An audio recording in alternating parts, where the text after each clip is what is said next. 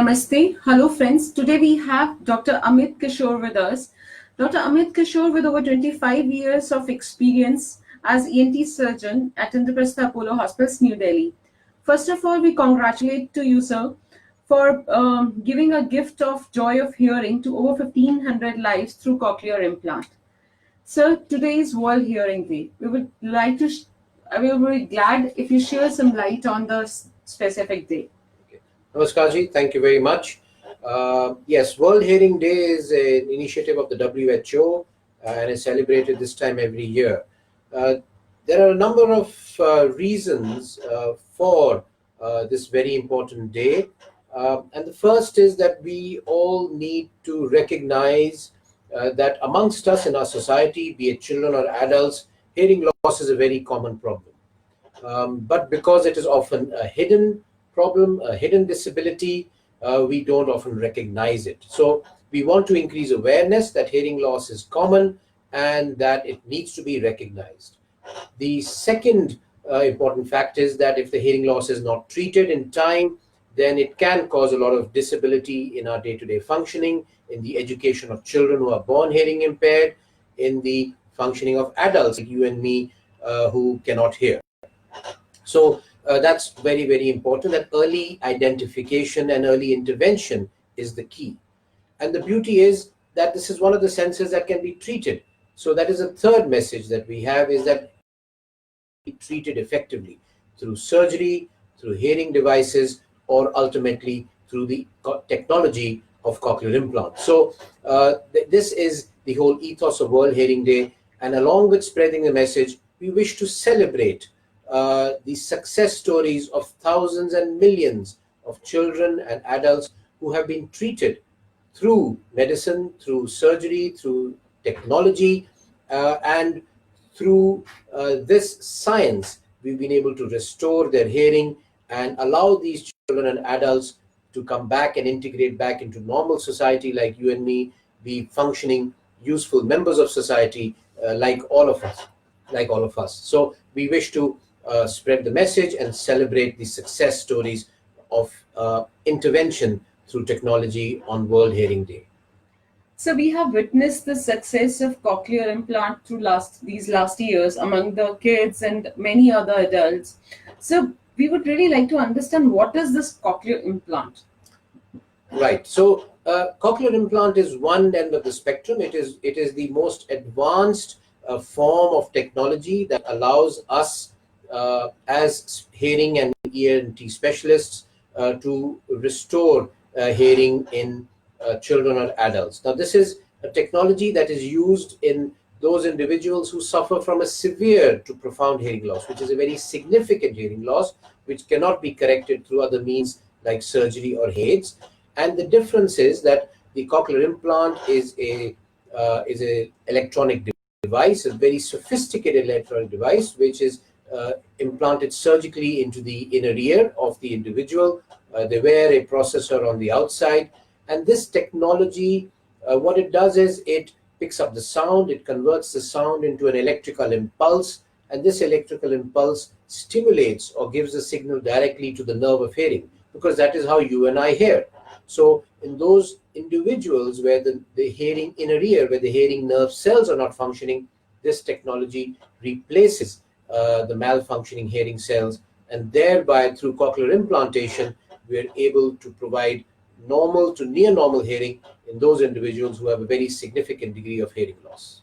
So how is this cochlear implant different from the other hearing aids? Yes. Now, hearing aids, to put it simply, are a very sophisticated amplifier. What the hearing aid does is it picks up the sound, it filters the sound, filters the speech out of the background noise, and it amplifies the sound. It makes it louder. So it is very useful technology in those individuals who have some amount of residual hearing.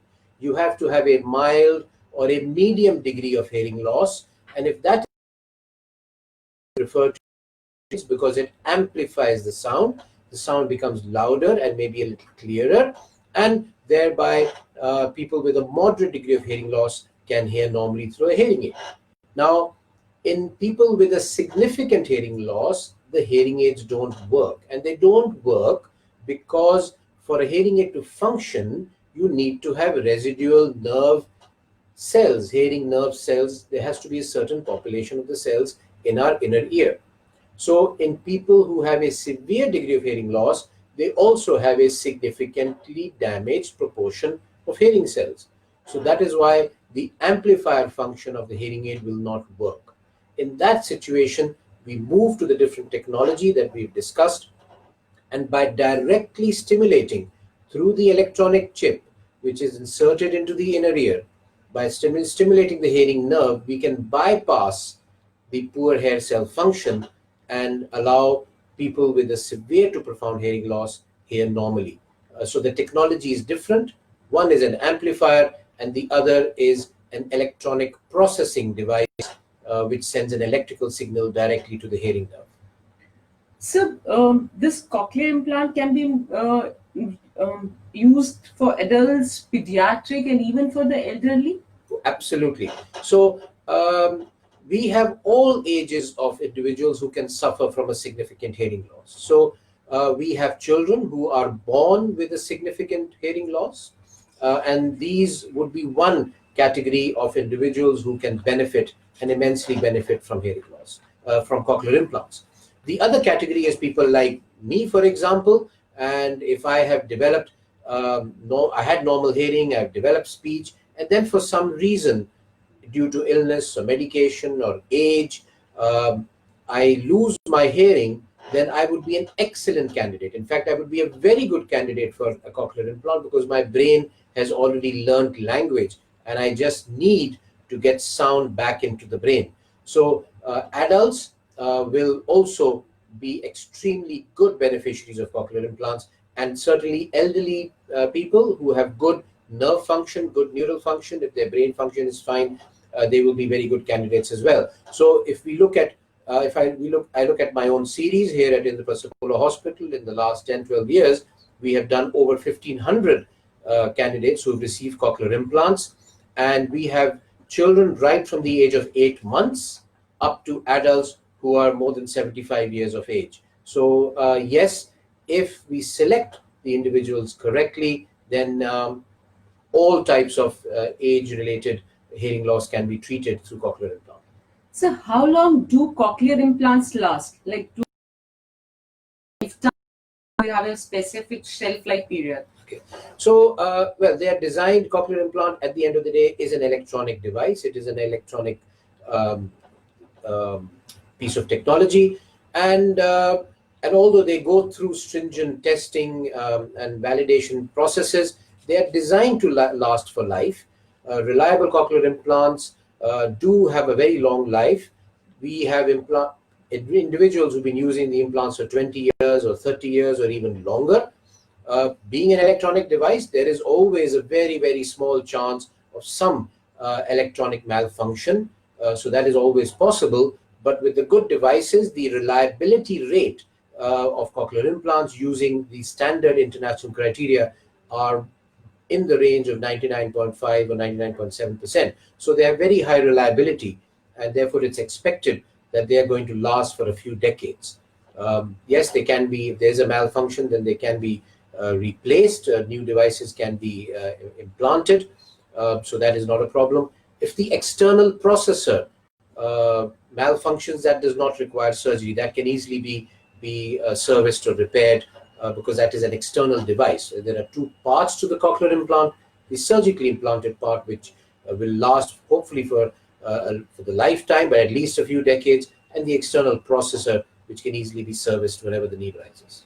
So, do cochlear implants work the same for everyone at every age, or are there some variants? Um, the age and the way it works, the technology is the same. The technology is to pick up sound, convert it to electrical impulse, and send it to the inner ear and therefore to the brain. So the technology is the same. The way it is utilized is different. For example, children who are born hearing impaired need to be able to hear to develop speech and language. Yes, so if you and I don't hear in early childhood, we will not develop speech and language. We cannot go to school and we cannot educate ourselves. And function in a normal hearing speaking society.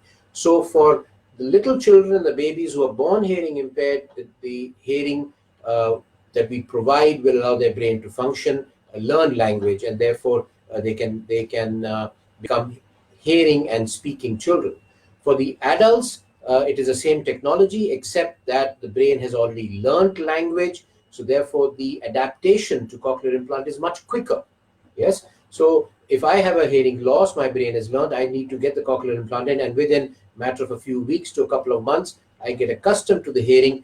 I just need a little bit of auditory training to get used to the sound and the device, and I can function normally and even can talk on the telephone.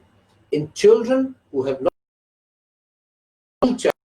be habilitated, they need to go through a process of habilitation. So once they get the cochlear implant and the hearing is restored, they have to go through a process of habilitation through our speech and language therapists, our audiologists, and that can take time, 1 year, 2 years, or 3 years, as normal children do, to be able to learn language. So the process that is involved in the treatment is a little different if we are looking at children who are hearing impaired from birth and have not developed language versus adults who've already developed language, and they will get back to normal very, very quickly. And so, can they swim, shower, sleep, and listen to music, and do all the regular, normal daily activities with the cochlear implant? Oh, absolutely. So the cochlear implant technology, the whole idea is that we want recipients to lead a normal life. Yes. So the external processor has to be protected against water. So the only thing is that if the child wants to swim or take a bath with a cochlear implant, he can do. There are special waterproof pouches and kits that are available into which you will place the processor before putting it on the ear, and that keeps the processor protected from water, like you would do for any other electronic device. That you don't want the water to get into it. Otherwise, you could remove the processor and then you could have a swim and take a shower. But if you want to hear while you're swimming, that's perfectly possible using the aqua kits, the waterproof kits. You can sleep with it. Of course, it might be a little uncomfortable, so people choose to take the processor off when they go to sleep. The internal implant is sealed under the skin, so there is nothing. Once you take the processor off, there's nothing on the outside, so that's completely sealed.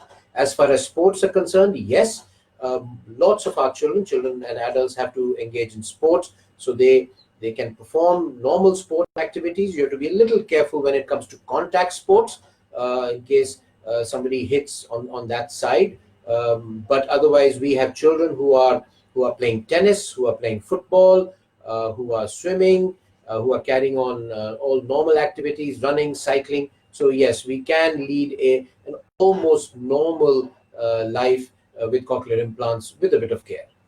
So, how long is the surgery goes, and what is the recovery for the cochlear implant surgery? Okay. Very, very apt. You see, like anything that we do, it requires a comprehensive team approach. At the end of the day, my priority is safety. It is efficiency, and at the end of the day, we want not safe result who's trusting his family member child's life in our hands. So we take that very, very seriously here at the hospital. So with the team that we have, there's a team of technicians and doctors and audiologists, nursing staff, with the operating theatre equipment that we have. So with a comprehensive team approach, I am proud and glad to say that here at the hospital, we are able to carry out cochlear implant surgery very safely and swiftly. So in our hands, in less than an hour's time, we can complete cochlear implant surgery on one side in a child or an adult. And if we were doing bilateral, if I was operating on both the ears at the same time, which is again the standard of care, because if I have hearing loss in both ears, I want to restore hearing in both ears, then in a matter of 2 or 2.5 hours, we can complete bilateral cochlear implant surgery.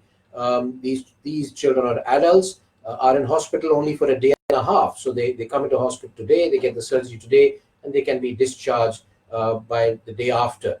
So about 36 to 48 hours stay in hospital, short surgery thanks to the comprehensive team approach. That is very, very important for us. And then within a couple of weeks, they are back to normal. So our audiology team will switch on the device in 10 to 15 days of the surgery, and these children then will attend the habilitation program. The adults will attend the auditory verbal training program or go back to normal activity. So it is an ear operation. It's not a brain operation. It is a very delicate operation. But again, as I repeatedly say, we are able to do that thanks to the comprehensive effort, and that is why we can operate on our youngest child, who's 8 months old, had bilateral cochlear implants, was out of the hospital in 2 days with very happy parents, and it all comes down to teamwork and expertise and good quality care. So there's one question from a viewer who wants to ask whether one cochlear implant or both in the single sitting is suggested or not. Okay, like I just said, God has given us 2 ears. We hear from 2 ears. So first of all, when a family or a person or a child comes to us, the whole team, which is myself, we have a team approach. So they're not only seeing me, they would see me, they would see my audiologist, they would see our habilitationist, speech and language pathologist. They would have extensive testing, very detailed hearing testing, imaging through CT MRIs, speech and language assessment. And once all the tests are done, we have a cochlear implant clinic where the team sits together and discusses the best treatment for that child or adult. It could be a hearing aid, it could be surgery.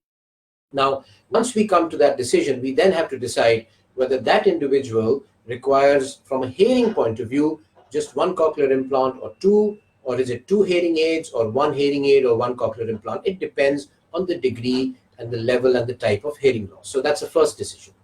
If we decide that that individual is going to benefit from 2 cochlear implants because both the hearing of both the ears is very, very significantly impaired, then we would recommend bilateral, which is simultaneously having both ears implanted at the same time. There are lots of advantages. You have only one surgical intervention, so one trip to the hospital. It's an anxious moment for everybody. We understand that and sensitive to that. So in one time, we can have both the ears implanted. The audiologist can activate both the implants at the same time. The brain gets signal from both the ears like what happens in normal individuals, and therefore the brain development and language acquisition in children is much quicker. So the standard of care, the gold standard, if we can afford it, is to have, and if we need it, is to have both cochlear implants implanted at the same time. And we can do that because our surgical process is so swift and safe that we can do that in the amount of time somebody else might take much longer to do one. Now, of course, there are many situations where families are not very sure, or we are not very sure, and in that case we would then advise that one can go for 1 cochlear implant and then do a sequential cochlear implant later if the need arises. Or if the structure is such that we advise accordingly. So there are various options, but if it is the requirement for the individual, then and if it is medically feasible and viable, then we would certainly recommend that both ears have to be treated. The hearing should be restored in both ears at the same time. So through this discussion, can we conclude that early intervention always benefits? Oh, absolutely. Early intervention is mandatory. You see, our brains have a limited time of learning. So let us look at 2 scenarios again. We have children who are born hearing impaired. Now, you and I learn language in the first 1, 2, or 3 years of life. That is the maximum, the peak time. It's called neural plasticity. The nerves can adapt. They will modify the connections depending on the stimulus that we're getting.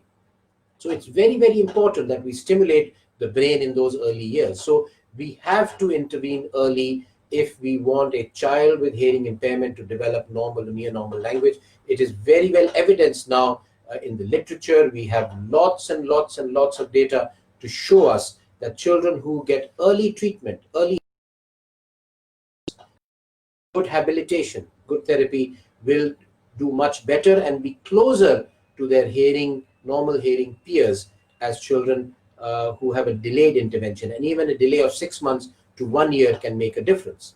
In adults, there is a concept of auditory deprivation. So if I'm not hearing very well, then slowly and steadily my brain begins to forget and lose that function. So again, while I have speech and language, but we see adults who have been hearing impaired for a long time, and what happens is that the quality of speech deteriorates over a period of time because the brain has forgotten to listen to sound, and those areas don't get used. If I don't use my arm for a very long time, if it's in a plaster cast, for example, and then when I remove the plaster, I don't have the same strength. I've got to go through a lot of exercise to get that strength back. So similarly, auditory deprivation does have an effect. So early treatment, early intervention is very, very important to be able to get the best benefit from whatever treatment.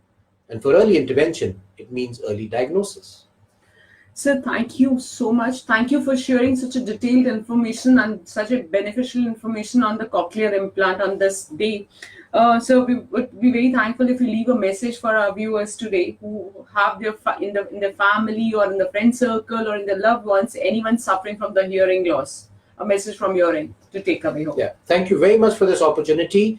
With the long experience, I've got 25 years of experience with cochlear implants. It was a long time in the UK till I came back to Indraprastha Apollo Hospital, and we have a very, very large, one of the largest and most successful series of hearing implant success stories. Now, and that is because of a few things. My message to you is that be aware that hearing disability, hearing impairment is very, very common in our society. Just because we look normal, the children look normal, does not mean that he or she may not have a hearing impairment. So please be aware that hearing impairment is one of the most common disabilities in our society. That's the first thing. The second thing is that it can very easily be detected. So if any of you, any members you have in your friends, in your family, you feel might be struggling, then please ensure that they see their ENT doctor and their audiologist to get a hearing assessment. So if a child's not responding to sound, if the child's speech is not developing, speech delay is a very, very common problem for which we see children at the age of 2 and 3. And in my opinion, that is very late. So if they don't respond to sound, there's delay of speech, they're not babbling very much in the young children, then please have the hearing checked. It is a norm. Each child must have a hearing test. Now, we at Indraprastha Apollo Hospital and our other hospitals have a newborn hearing screening program. You do not leave the hospital. A newborn does not leave the hospital without having a hearing test done. So, but if you are aware of people in your family where kids are born, then please ensure that the hearing is tested. So it is very, very easy to do. So hearing impairment is common, but it's very easy to diagnose. There is newborn hearing testing. There are very easy tests that our audiologists can do in older children, in adults.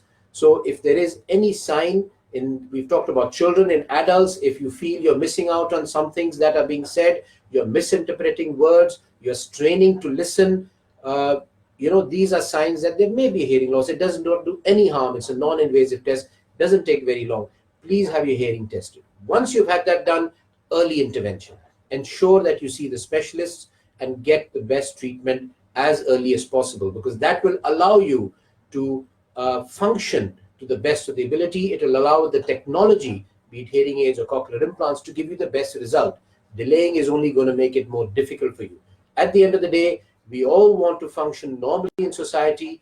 We want to be useful members of society. We want to interact socially, professionally, and hearing impairment can set us back significantly. The beauty is it can be diagnosed, it can be treated, and we can all get back to normal. There is no reason why any of you and I should suffer because of hearing impairment. And that's the message today for all of us on World Hearing Day.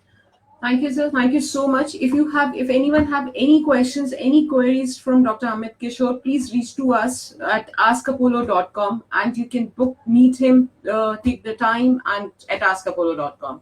Thank you so much, sir. Thank you for the day. Thank you very much.